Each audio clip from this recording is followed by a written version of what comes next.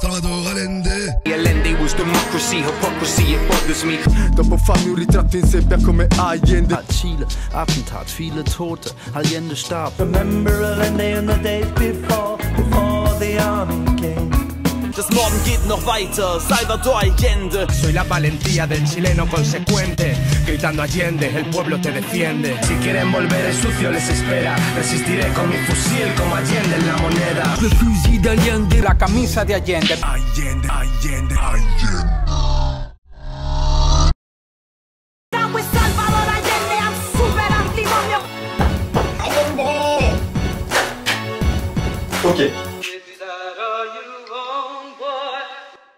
C'est qui ce type, Salvador Allende? Si on raconte rapidement l'histoire, c'est celle d'un Chilien qui va devenir président de la République en 1970 et qui va passer d'énormes réformes sociales en faveur des classes populaires. 3 ans plus tard, le 11 septembre 1973, l'armée, soutenue par tous les partis de la droite chilienne et par les États-Unis, évidemment, toujours, va faire un coup d'État dans lequel Allende va mourir et va mettre en place une dictature militaire dirigée par un type qui s'appelle Pinochet, et sous laquelle il y aura des dizaines de milliers de torturés, d'assassinés, de disparus. Ça, c'est l'histoire courte, celle qui a fait d'Allende un martyr de la gauche. Mais si on creuse un peu, il s'avère que cette expérience historique continue de nous éclairer aujourd'hui sur des questions qui sont encore très importantes. Est-ce qu'il est possible de changer radicalement la société en passant par les urnes, par les élections, contrairement à faire une révolution? Qu'est-ce qu'on peut faire pour véritablement changer la société? Est-ce que ça passe uniquement par passer de nouvelles lois? Qu'est-ce qu'on peut attendre de la part de la réaction? Il y en aura toujours une pour se mettre en travers de la route. Et comment on peut lutter contre elle? Qu'est-ce qu'on peut lui opposer? Mais pour comprendre les éléments de réponse qu'Allende apporte à ces questions, il faut revenir vachement en arrière. Il faut revenir au début du XXe siècle, au moment où débute la dynamique qui portera Salvador Allende à la présidence de la République. Cool.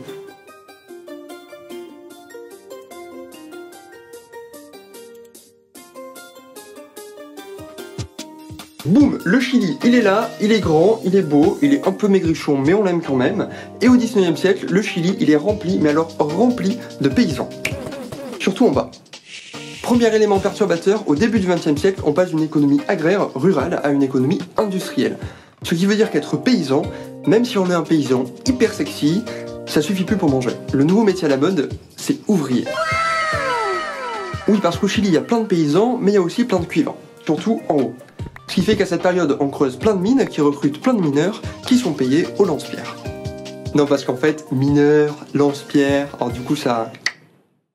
Petit jeu de mots quoi. C'est précisément ce changement-là, passer d'une société agraire avec des paysans et des fermes à une société industrielle avec des usines et des ouvriers, qui lance toutes les dynamiques qui portera Allende au pouvoir. Si on veut dater le truc, on peut dire que ça commence en gros en 1907 avec un événement qui va marquer durablement le pays. En 1907, les travailleurs de plusieurs mines du nord du pays se mettent en grève, ou plutôt s'arrêtent de travailler vu qu'il n'y a pas encore le droit de grève. Ils traversent à pied l'un des déserts les plus chauds du monde et ils se rassemblent à Iquique, la ville où siègent les compagnies qui possèdent les mines, et ils se rassemblent là pour demander de meilleures conditions de travail. Pendant le temps des négociations, les autorités de la ville autorisent les travailleurs et les travailleuses à occuper l'école Domingo Santa Maria. Mais le gouvernement dit non, nous on n'aime pas trop quand les pauvres se rebellent, donc le gouvernement appelle l'armée qui rentre dans l'école et qui massacre absolument tout le monde. En quelques heures, on a plus de 2000 morts, dont des femmes et des enfants, et dont les cadavres sont jetés en vrac dans une fosse commune. Ce massacre, le massacre de l'école Santa Maria, c'est un énorme traumatisme qui change radicalement la manière dont les travailleuses et les travailleurs chiliens se perçoivent et perçoivent le reste de la société. Ils prennent d'un coup conscience que même s'ils viennent de régions différentes, ils partagent la même condition. Ils sont exploités partout de la même manière, par les mêmes personnes, plus précisément par la même classe de personnes, et ils partagent le même destin. Ne pas trop l'ouvrir, sinon tu te fais au mieux virer et au pire assassiner.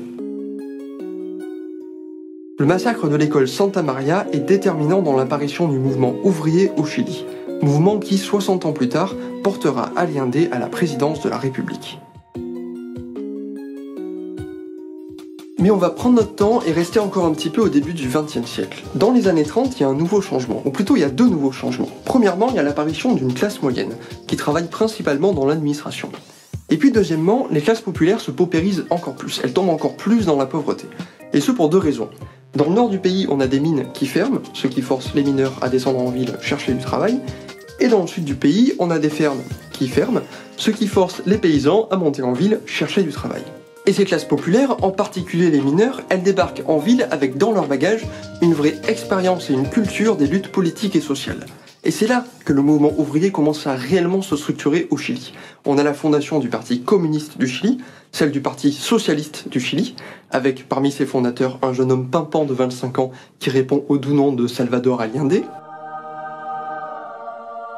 Et puis on a la fondation de la CUT qui devient très vite le plus gros syndicat du pays. Mais c'est pas la seule conséquence de l'exode rural. En 60 ans, le nombre de gens qui habitent en ville est multiplié par 5. Donc on a une énorme crise du logement au Chili. Ce qui fait que le mouvement ouvrier investit de nouvelles formes de lutte, et notamment la toma, l'occupation illégale d'un terrain par des familles pauvres sans logement qui veulent y construire des habitations. La toma la plus connue, c'est la toma de la Victoria.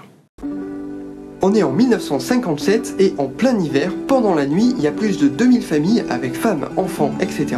qui décident de quitter leur bidonville et d'occuper un gigantesque terrain vague à Santiago. Elles occupent ce terrain plusieurs semaines avant que le gouvernement cède et les laisse s'installer. Elles construisent alors de leurs mains tout un quartier qui fonctionne sur un mode autogestionnaire avec masse d'associations et la mise en place de vraies politiques sociales au niveau de la communauté. Distribution de repas pour les plus pauvres, etc.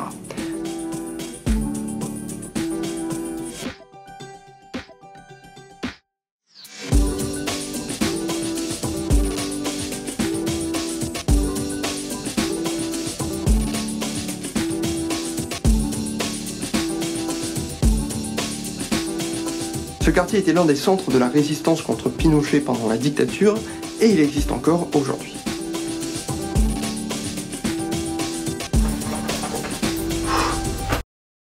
Bref, à partir des années 30, que ce soit dans les partis, les syndicats ou dans la vie quotidienne, on a une vraie politisation de la société chilienne.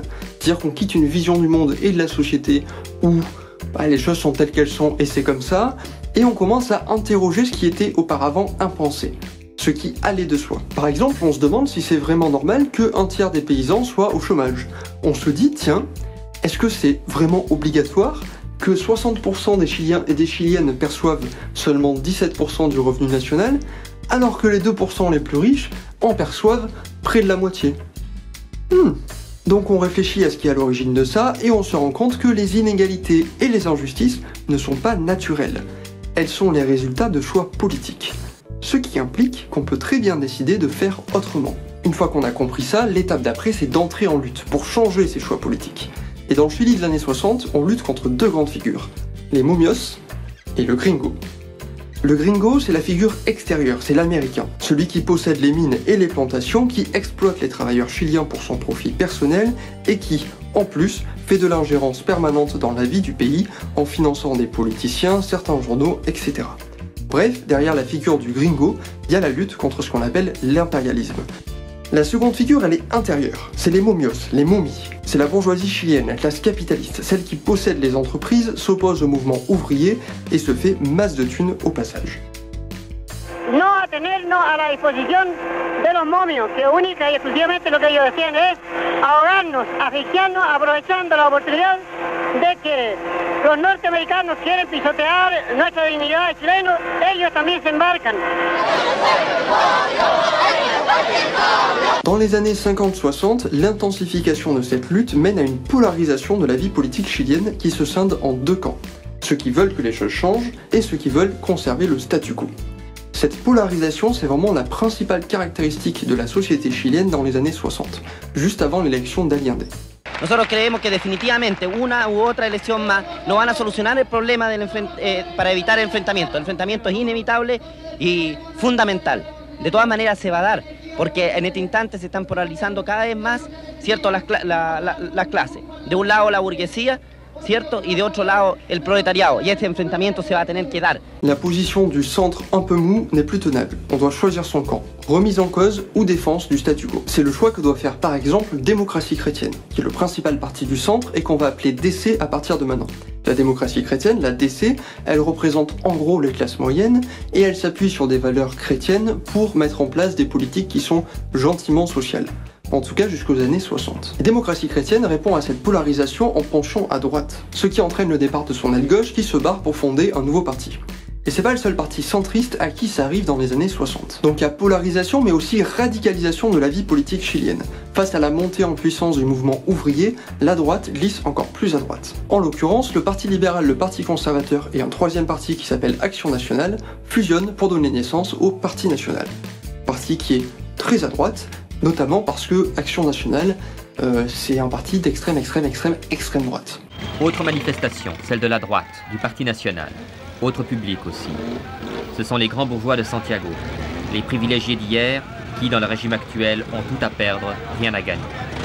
Le prix d'une plus grande justice sociale et de la lutte contre le sous-développement, ce sont eux qui vont le payer, et ils le savent. Les aînés respectables se retrouvent avec les jeunes gens habillés à la mode, les hippies fortunés et les motards pour dire leur horreur du pouvoir socialo-communiste. Les dirigeants du parti ne s'embarrassent pas d'un programme électoral. Toute sa campagne en appelle à la croisade anticommuniste.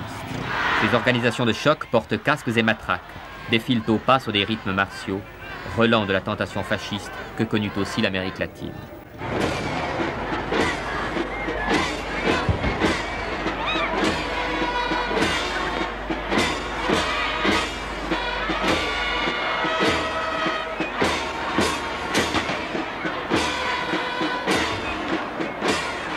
Et puis il y a une partie de la gauche qui considère que vouloir passer par les élections est voué à l'échec, étant donné que les institutions politiques ont été précisément pensées et construites par les momios, par la classe capitaliste chilienne, à son avantage. C'est comme ça que naît le MIR, un parti révolutionnaire qui prône l'action directe, contrairement au Parti communiste et au Parti socialiste, qui, eux, restent dans le cadre institutionnel et parlementaire.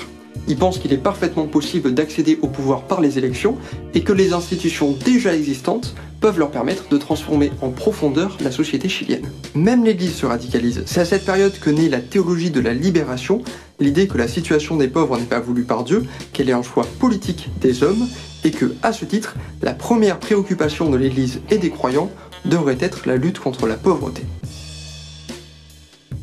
Bref, du début du XXe siècle aux années 1960, on a l'émergence et la montée en puissance d'un mouvement ouvrier qui s'oppose au statu quo, à la domination intérieure des momios et à l'impérialisme extérieur des gringos. L'arrivée de ce mouvement ouvrier reconfigure le paysage politique dans les années 60 et divise la société en deux, ceux qui veulent conserver le statu quo et ceux qui veulent le renverser pour mettre en place une société chilienne plus égalitaire. Toutes ces tensions vont se cristalliser dans les élections présidentielles de 1970, en prévision desquelles va être créée l'unité populaire.